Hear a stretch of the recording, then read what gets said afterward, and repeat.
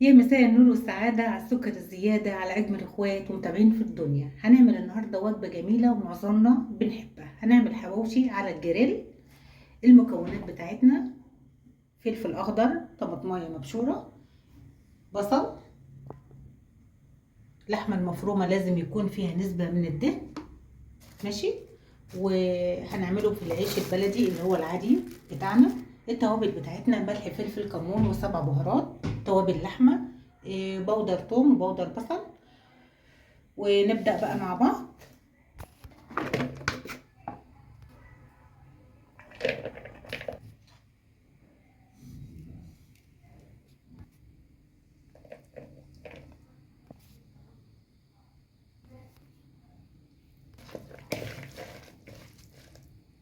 ان شاء الله الشكل النهائي اهو. تمام. نبتدي بقى نحشي العيش بتاعنا.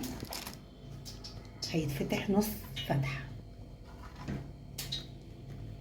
يعني اللي هيشوف الفيديو بتاعنا هيقول الله هم كل شويه بيعملوا حواوشي.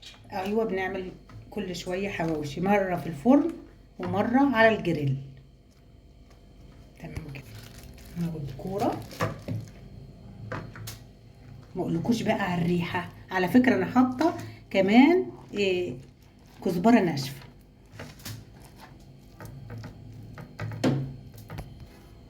بجماله وحلاوته واناقته. اكله جميله وخفيفه في البرد اللي احنا فيه ده. العيال مش عايزه تاكل طبيخ، زهقوا. شويه زيت. هننزل بالرغيف الحواوشي كده. بقالنا كتير ما عملناش حاجه في الجريل، فانا بفكركم بيه تاني عشان باذن الله شويه حاجات كده يتعملوا فيه.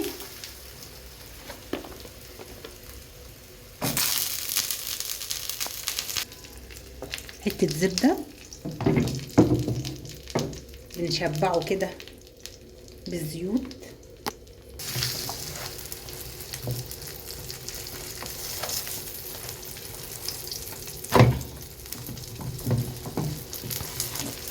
ما اقولكوش على الريحه جميله جميله جميله.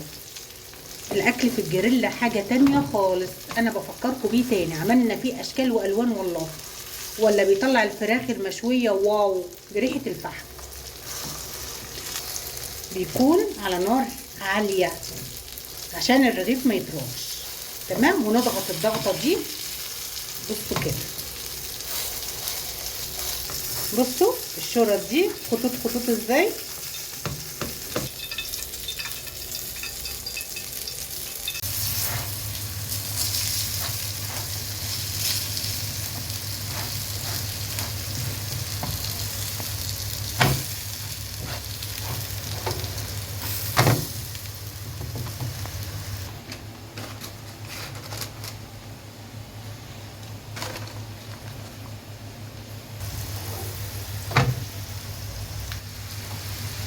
بصوا البطاطس دي نوعها وانا بقشرها مزروعه في الرمله، كانت ايدي كلها رمل.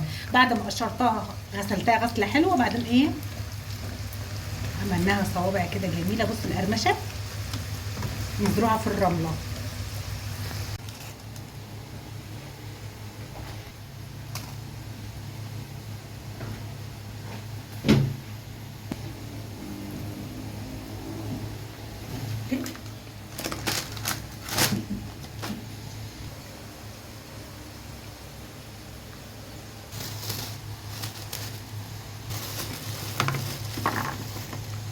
وبكده اكلتنا معاكم النهارده. يا رب الفيديو يعجبكم. بصوا اللمعه الجميله قوي دي بحته الزبده، شايفين؟